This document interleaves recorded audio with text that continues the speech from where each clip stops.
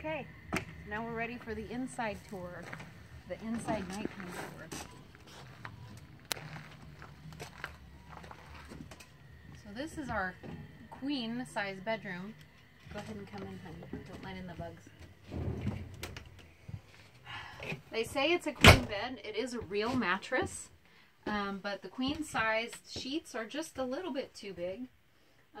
So I think it's like a camper size queen size mattress, but it's plenty big enough for the both of us. We have storage, overhead storage, and right now we don't have anything in here because this trip was just to come get the camper. We have storage on either side. Matt has a drawer on his side, a really long bedside drawer, and he has this overhead, and then I've got the overhead and like the little storage cabinet on this side where you could hang clothes up. I think if you put a bar in here, you know, there's a bar in there, and it goes back really far. It goes back the whole length of the bed. Then we have these air conditioning vents right here. Air conditioners right here. This is actually ducted air, and we actually have a thermostat that controls it, and a lot of the campers that are in this size don't have it. I think Winnebago might be the only one that actually has it, and that was part of the reason why we went with this, is because it's actually temperature controlled. Have an overhead light, and then we have this vent here. It just opens up and lets fresh air in. The only thing I wish is we had a little fan there, and we can add one, and we might add one later, just because we're used to sleeping with a ceiling fan. Okay, so, oh, I forget what this thing is.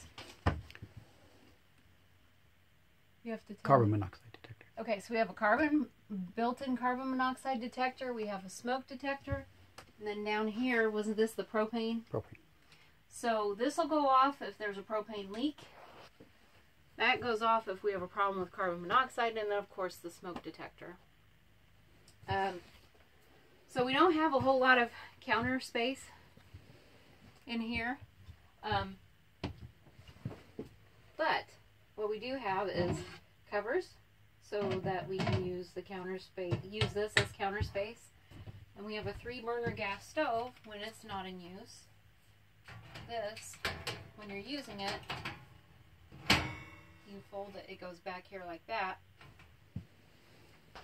And when you're, I haven't done this very much, so I'm not very good at it.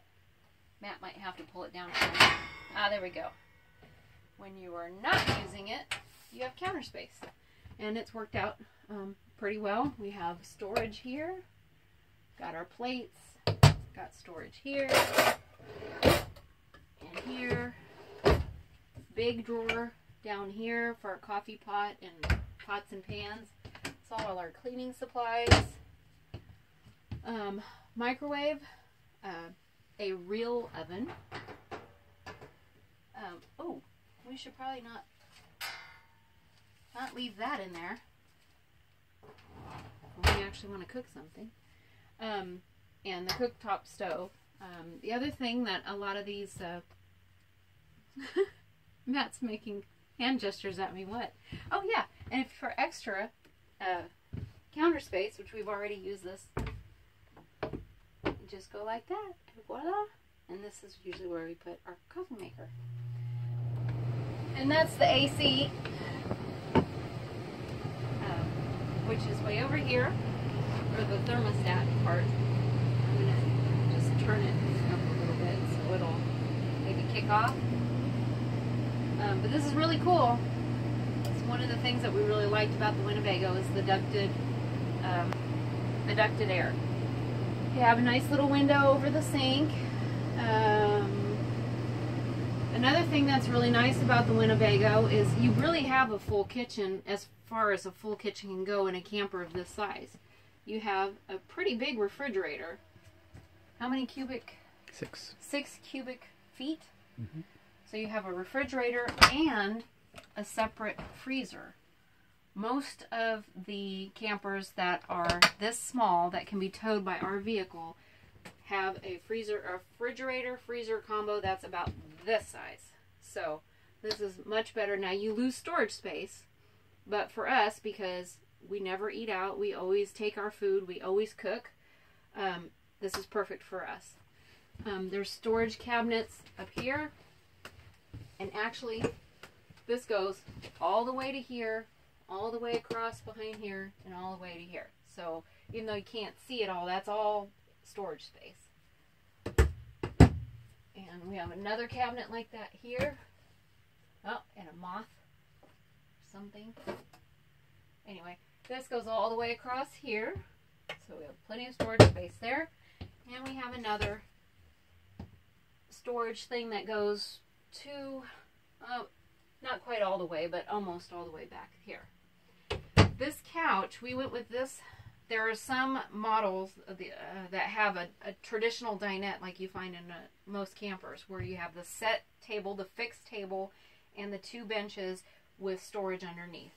We opted for this one instead because if we're ever going to be stuck in the camper because of bad weather, we just don't picture ourselves sitting at a table. We would be sitting at the couch to relax. So we went with this option, and this is actually, they call it a jackknife sofa. I call it a futon. You pull this up and pull it, and it makes a little bed. Behind here is a table. It's about the same length of the couch. It's kind of like a little mini banquet table, and that's what you use to eat on, and actually gives you this much counter space too. I'm not a fan of it because it's kind of heavy and clunky, and it takes both Matt and I to pull it out. So I think what we're going to do is just go get some little TV trays and use those instead to sit down and have meals at. And a lot of times if it's nice outside, we want to be outside to have our meals anyway, and we'll probably cook over the campfire most of the time anyway. So comes with a TV, which this was on when we bought it just to make sure that it worked. It will probably never get turned on again. We never watch TV unless it's raining. Then we will probably watch like Netflix or something. That's when we watch our movies. When the weather is so bad, we don't go outside. It has a fancy pants radio station. We haven't played, or CD player, DVD player, and radio station, and we haven't played very much with it, but we have actually outside speakers too, so that's kind of cool. The only thing is we need to figure out how to turn this down, because that light is very bright at night, and I have to pull that curtain about halfway across to help block the light because it's just too bright in here. So I'm sure there's a way to dim it. We haven't figured that out yet. And this is our full bathroom, and it is a full bathroom. I mean, you have a separate shower and a toilet. A lot of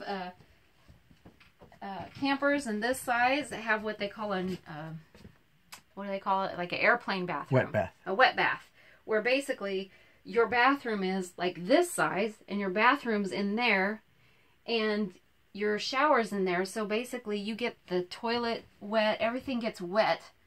And now again, you lose a little bit of storage space, but not really in this one, because look, this is a full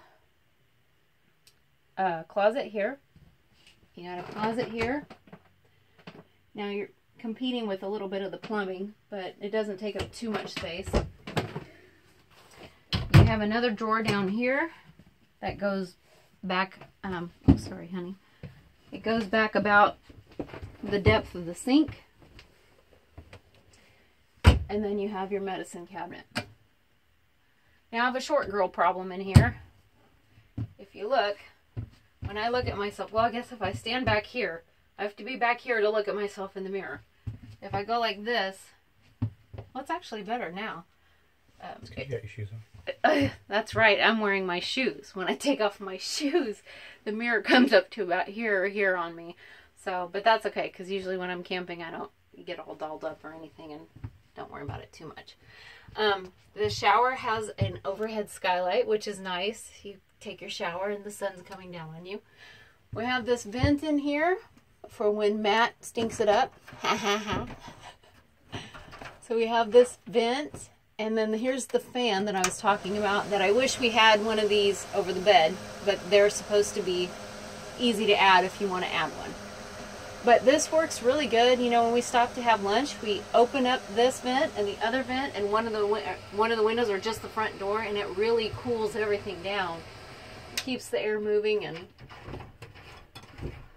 But at night, Matt likes to keep it cool, so we're using the AC at night. You want, Matt's actually standing inside the shower right now to show how big it is. I can stand in there too to show you how big it is. Here. So this shows you, woo, just how big this shower is. I mean, the only issue was to shave my legs. I had to put my foot on the toilet, which is fine because the way this shower works in a camper is you flip the water off and on. You do not take a traditional shower where you leave the water running, blah, blah, blah, because that's going to fill up your gray water tank. So you soak down and then you rinse off by flipping the little switch and just hand rinsing. But there's nowhere really easy to put your leg up to shave your legs, so I had to go like this, but it worked out okay since this wand doesn't spray water all the time. I figured it out, but you just have to learn some new tricks when you're in a camper. I want to show you one of the things that I really like about Winnebago is the craftsmanship. You do not see this. This is all caulking all the way around the entire camper. It may not seem like a big deal, but if you've been in enough campers, and in the last few days we've been in about, last month or so, we've been in about 50 of them, you do not see this. You don't see real wood. This is all real wood. The doors, it's all real wood. This is nice, real, I mean, it's not that pressboard junk. It's just good quality. All the doors work well, and you know, you end up having more weight to the camper that way, but it's quality built. It's built tough, and you know it's not going to shake apart on the road. We've been in a lot of campers. This was at the high end of our price range, but we were in a lot of the campers where I just thought I could just see things like shaking off of them, you know, going down the road. So that was another reason why we went with Winnebago. But, oh, the heater. Which one is the heater? This one? This one. So this is the heater. Of course, we haven't had to use it yet. And this would be the hot water heater. No, that's the fuse box. Well, where's the hot water heater thing? It's in the bath. Oh, it's under the bathroom sink. Never mind. See, that's why Matt's here. He helps. Okay, so this is the fuse box. How does that open? Push it. This one? Here? On the left side. Oh. See, that's why I have a Matt. He knows these things. So that's the fuse box. Matt knows what to do with that. I obviously don't. And did I forget anything? Do what? The range hood. Oh, the range hood. When you cook with the range, this is a gas stove, propane. So you've got a little range hood, and then the only thing we figured out that is wrong so far with the camper is the range hood light doesn't want to come on, and we think it's just a bulb. No biggie. Everything worked before we drove off with it, so who knows, maybe it just wiggled itself loose or something, but we haven't, all we've done is just reheated food that we prepared before we came on the trip, so we haven't really used the stove, but we know that everything works, at least it did before we left the lot, because we tried everything out before we left, so, I can't really think of anything else. Oh, I guess this is cool. These are on the vents, you can shut them off. So like if you want to direct, let's say tonight it got really hot and we want to direct all that cold air directly over the bed, we can do that. And we've already done that in the bathroom. I just keep those shut off. We don't want it cold in the bathroom. So I just keep these things shut off in there. And then like if it's steamy after a shower, you can just open them back up and then you've got the air coming down if you want. So that's pretty cool. And I think that's it. Anything else? Matt says cut, so good night, everybody.